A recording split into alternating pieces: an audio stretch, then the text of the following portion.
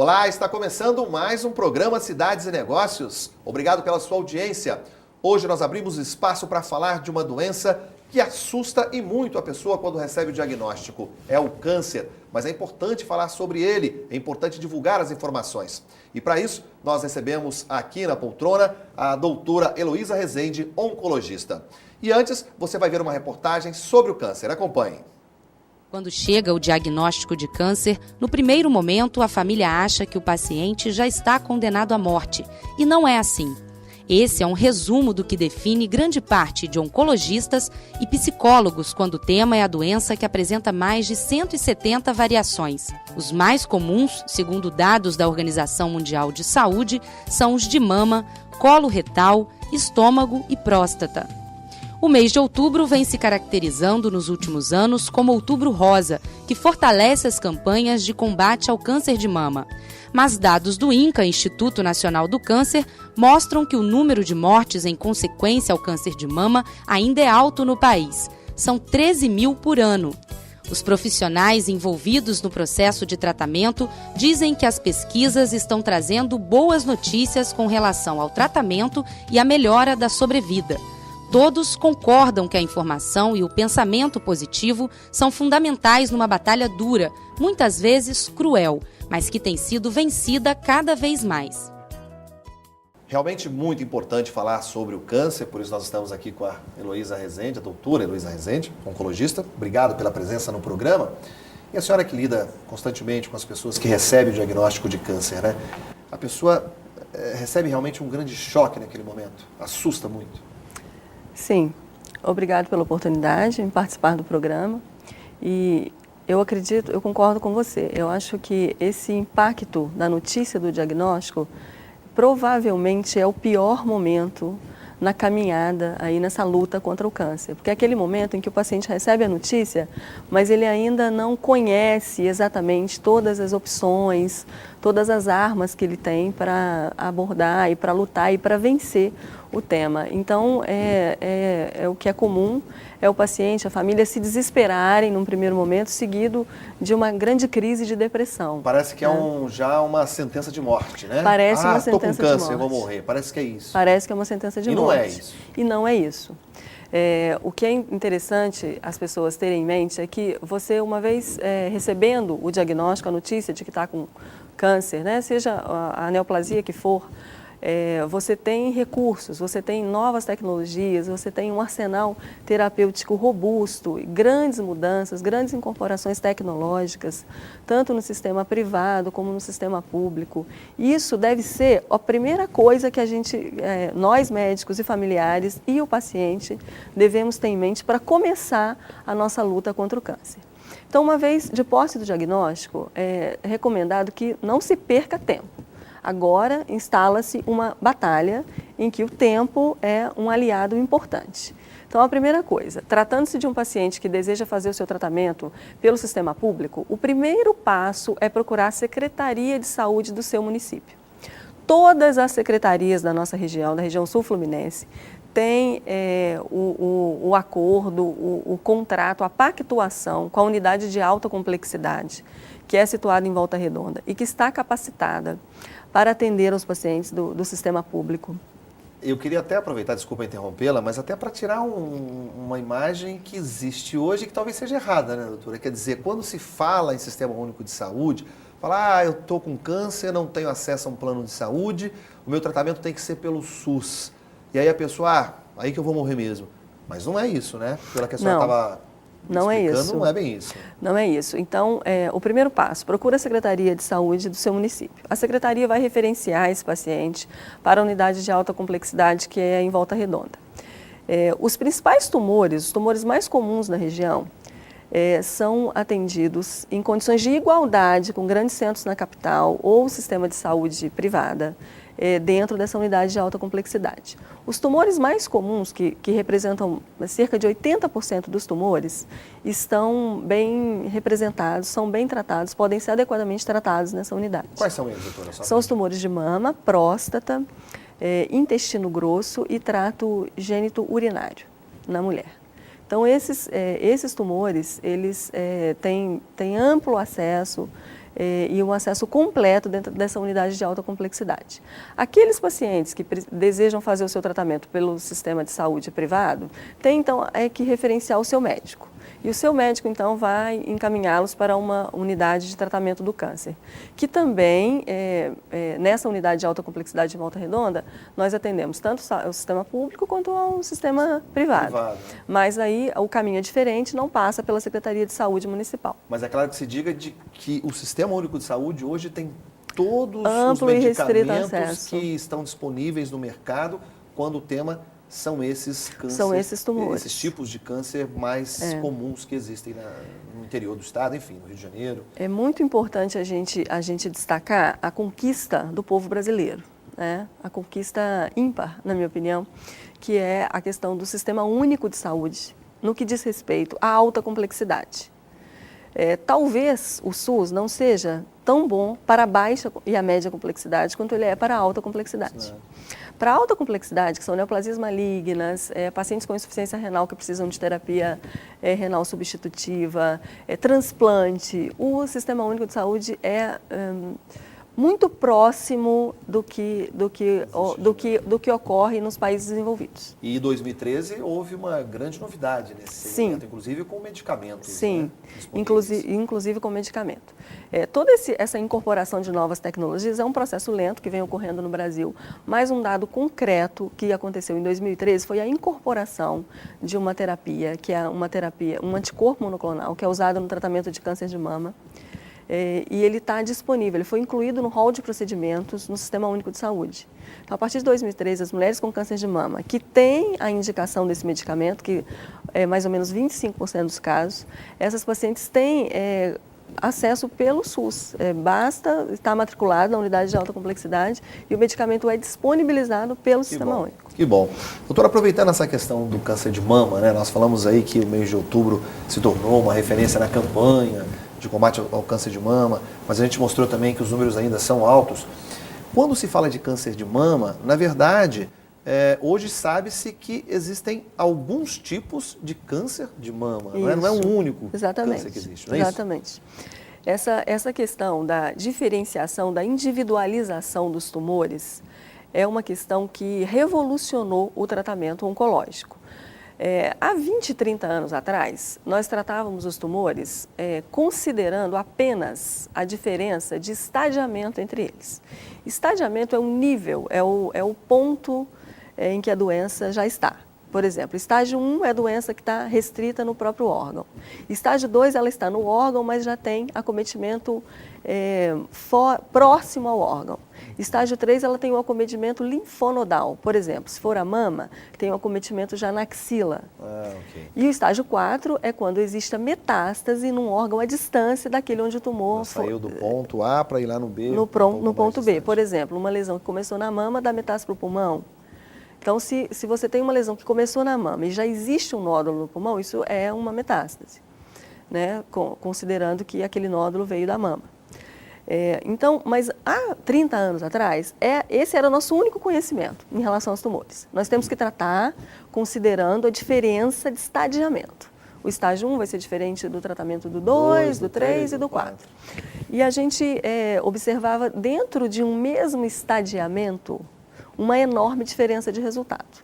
Então, por exemplo, dentro do câncer de mama, estágio 2, duas pacientes idênticas, mais ou menos mesma faixa etária, mesmo número de nódulos, e recebiam o mesmo tratamento, uma paciente fica curada e a outra ia para o óbito dentro de pouco tempo. E daí começam as linhas de pesquisa, né? Qual é a diferença que existe dentro do mesmo câncer de mama? Por exemplo, o carcinoma ductal infiltrante da mama, que é o tipo mais comum. Então, dentro do carcinoma ductal infiltrante da mama, estágio 2, por que algumas mulheres ficam curadas recebendo cirurgia, quimioterapia e radioterapia e outras mulheres morrem? Foi aí que você descobriu essas E foi aí né? E aí vieram dois conceitos que foram incorporados na prática oncológica de extrema importância, que é o conceito de biologia tumoral e, na sequência, o conceito da diferenciação do tumor pelo perfil molecular. Essa caracterização do perfil molecular, então, mama foi a primeira doença em que se conseguiu estabelecer isso, e isso agora parte para outros tumores, como, por exemplo, o tumor de pulmão, que está em franco crescimento a descoberta e a padronização desses perfis moleculares. Mas em mama isso já está pronto, isso já é praticado, isso já está dentro do consultório. Tá certo, doutora. Nós vamos fazer uma pequena pausa. É um assunto que tem muita informação para se passar, mas a gente vai fazer um intervalo, porque daqui a pouquinho a gente volta. A gente vai continuar falando sobre isso, e inclusive na questão dessas pesquisas, né? O que há de novo para se identificar isso que a senhora acabou de falar, inclusive também na questão dos tratamentos, células-tronco, enfim, as grandes novidades. Mas tudo isso daqui a pouquinho depois do intervalo. Não saia daí. Dessa questão de se descobrir que dentro de um tipo de câncer, pelo menos popularmente conhecido, de mama, que existem vários, pelo menos outros.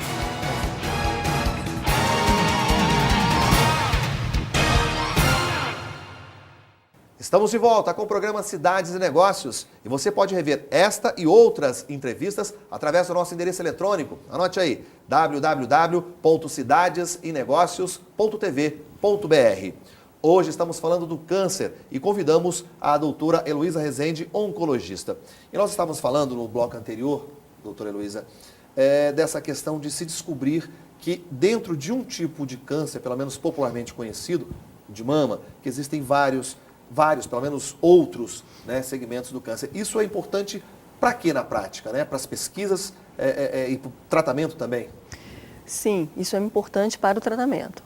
O objetivo final, o produto final dessa caracterização molecular é o benefício que as pacientes vão obter no tratamento, que os pacientes vão obter no tratamento. Então, o câncer de mama é um exemplo clássico em que isso já foi traduzido em benefício. Hoje nós temos, a grosso modo, né, numa divisão simples, 3 tipos moleculares de câncer de mama. Então, por exemplo, a gente tem o grupo HER2. Esse grupo HER2 dentro do mesmo estágio. Imagina claro, um tumor, vamos pegar como exemplo um tumor de mama estágio 2, em que a gente tem 3 tipos dentro desse estágio 2. Uma mulher pode ser grupo HER2 positivo, pode ser hormonal positivo ou pode ser triplo negativo. E não adianta nada colocar o medicamento X, sendo que precisaria do Y. Exatamente. Então, por exemplo, uma paciente do grupo HER2, ela precisa receber o anticorpo monoclonal, que é essa droga nova que está sendo disponibilizada pelo Sistema Único de Saúde a partir do ano de 2013. Mais ou menos 25% das mulheres caem nessa classificação molecular. Se essa paciente não receber esse medicamento, a possibilidade de óbito pela doença vai ser 30% maior. Então, a gente obtém, o que se traduz isso? A gente tem um ganho relativo em benefício de sobrevida da ordem de 30%. Pelo menos. Daí a importância da questão das pesquisas. Sim. Né, das pesquisas clínicas que a senhora classifica, é isso? Sim, é isso. A gente só consegue chegar nesses dados, classificação molecular, através dos estudos de pesquisa clínica, que ocorrem no mundo todo, né, que hoje eles representam um percentual importante de acesso dos pacientes, tanto à incorporação de drogas como de auxílio na classificação molecular. Então, o Brasil, por exemplo, ele entrou tarde nesse negócio de pesquisa clínica, né? Devido à ausência de uma cultura, né, do governo, mesmo, que não incentiva. De intenção mesmo de investir. De intenção governamental. Então, mas de 2, 3 décadas para cá, o Brasil começa a aparecer nesse mercado, mas ainda como um coadjuvante. Ou seja, o estudo é desenvolvido e patrocinado em outros países, como Estados Unidos e Europa, e esse estudo é multicêntrico, ele recruta centros participantes no mundo inteiro. E aí o Brasil entra. E aí o Brasil entra. Então, você pode ter um centro no Brasil em Campinas, outro centro em Volta Redonda, outro centro no INCA, outro centro lá em Manaus. E esses centros vão, então, recrutar os pacientes. E esses pacientes passam a entrar nesse grande grupo, que em geral são 2, 3 mil pacientes naquela pesquisa, que vão ter acesso àquela tecnologia nova, que pode ser um chip, um novo aparelho, uma nova medicação. Pois é, só para a gente entrar nessa questão e para que as pessoas possam saber, o seguinte, existe muita pesquisa no mundo sendo desenvolvida. E eu faço questão de citar essa, de um chip, né? Claro que é muito complexo isso, mas de uma forma geral. Diz pra gente, o que seria essa questão do chip, por exemplo? O chip que tem sido divulgado na imprensa são vários coisa tipos. nova, coisa de recente. É coisa muito recente, é coisa que ainda não está disponível para ser utilizada nos pacientes no dia a dia. É um caráter experimental. A gente não sabe se isso vai ser incorporado no rol de procedimentos. Porque uma coisa que é super importante para a população conhecer um dado é como é difícil descobrir uma tecnologia nova. Então, de cada 800 moléculas testadas em oncologia, apenas uma vai para o mercado. Porque as outras 799 não funcionaram. Não deram certo. Não deram certo. Então, o chip, por exemplo, a ideia seria fazer um chip que conseguisse rastrear moléculas, células neoplásicas que estivessem se alojando em outro órgão diferente daquele onde o tumor teve início, para que essa célula descoberta pudesse ser retirada e tratada. Então, é alguma coisa ainda muito embrionária.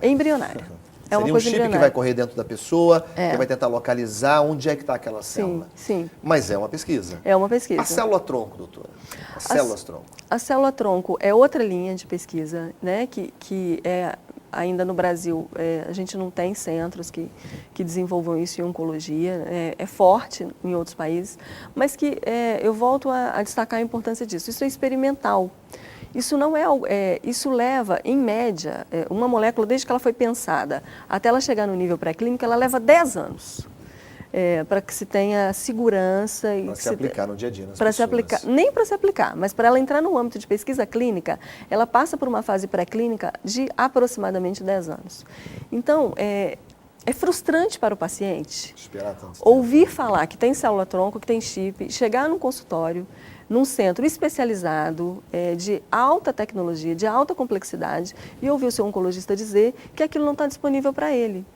Eu gosto muito de destacar para os pacientes que nós temos um pool de coisas experimentais que estão sendo testadas, mas hoje, na prática, nós temos outro pool de coisas que vão ser usadas.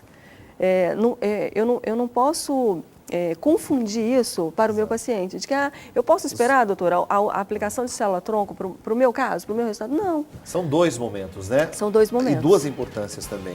Uma delas é para o todo do combate, da descoberta, do tratamento da questão do câncer de uma forma geral, e a outra é para aquele paciente que está ali, já está doente naquele momento, né? Inclusive, essa questão está presente, e cada vez mais presente, ainda presente, a questão da quimioterapia e da radioterapia. Eu gostaria de falar com a senhora sobre esses 2 segmentos, mas daqui a pouquinho, no próximo bloco, tá certo? Não saia daí. Até já. Existem muitos estudos, muitas inovações, eles são muito bem-vindos e tem que estudar cada vez mais, não só para o câncer, mas para outras doenças que tanto assustam, né? AIDS, enfim. Agora,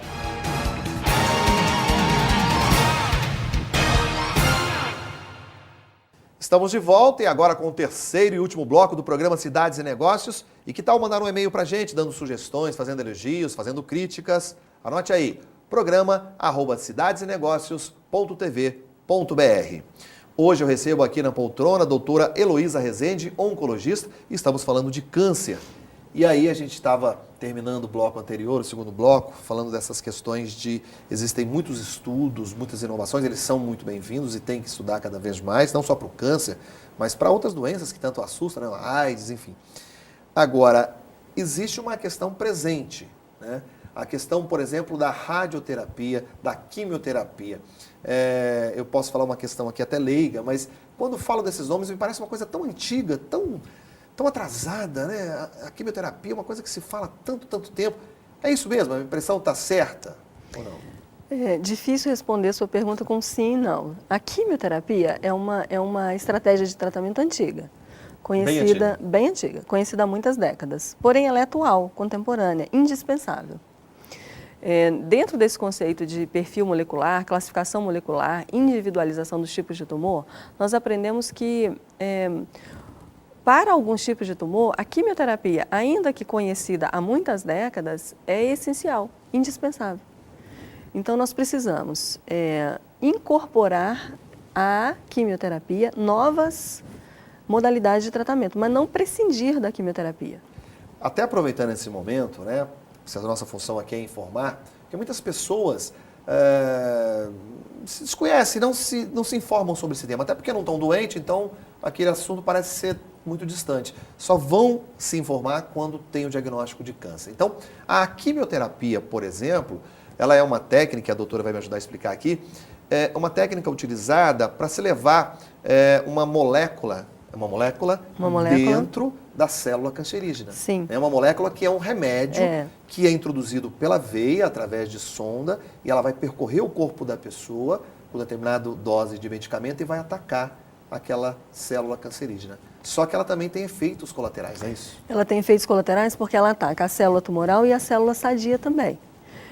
Quando ela atinge a célula sadia, vem os efeitos colaterais, como, por exemplo, a queda do cabelo, porque a quimioterapia atinge o bulbo capilar, ele fica danificado e não consegue manter o pelo, então o cabelo cai.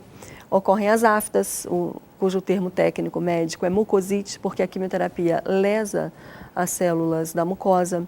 Ocorre a queda da imunidade, que pode ser seguida de um quadro infeccioso, que é o conhecido pelos pacientes que estão em tratamento como neutropenia febril.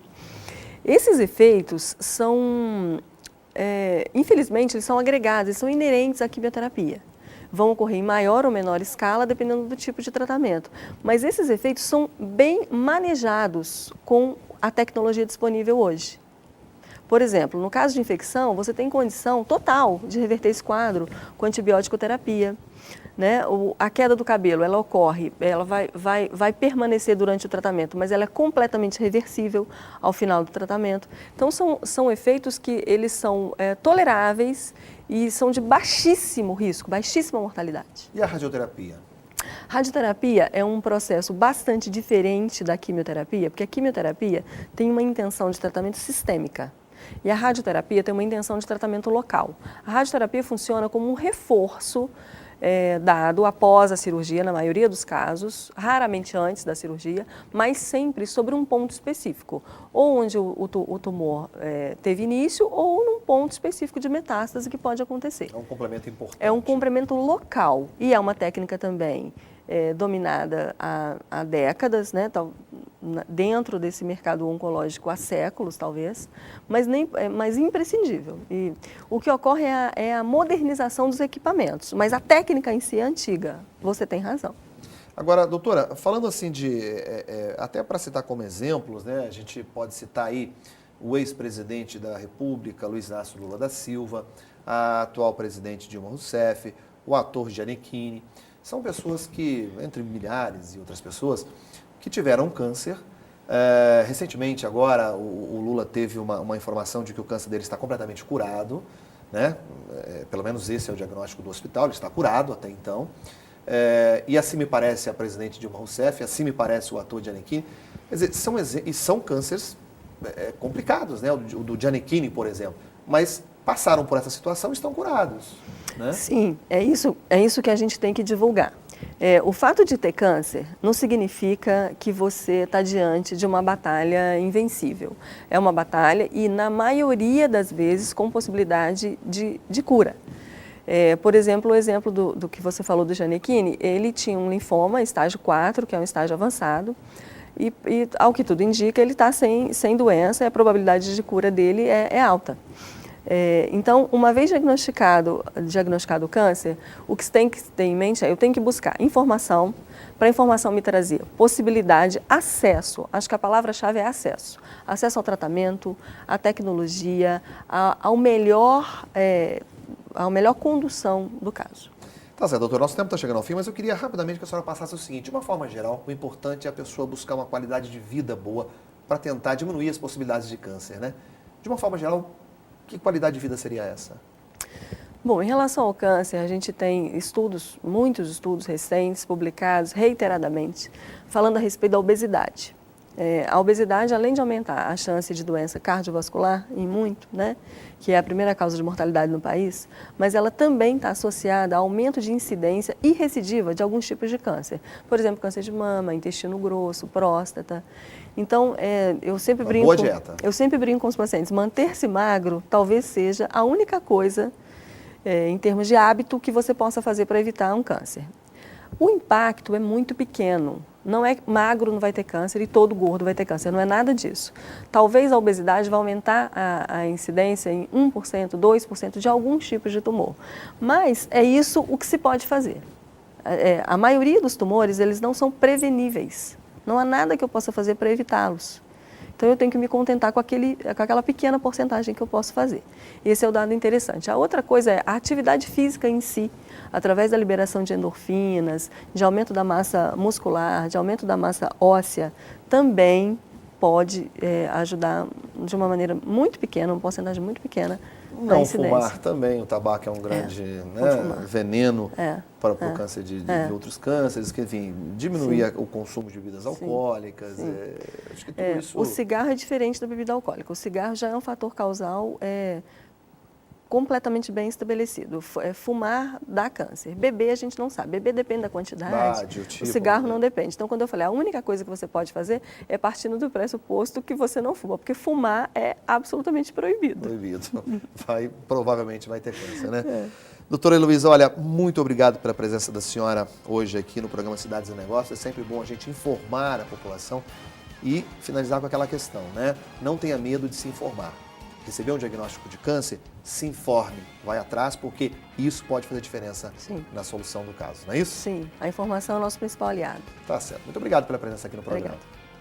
E assim, nós chegamos ao fim de mais um programa Cidades e Negócios. Nos encontramos no próximo fim de semana. Até lá!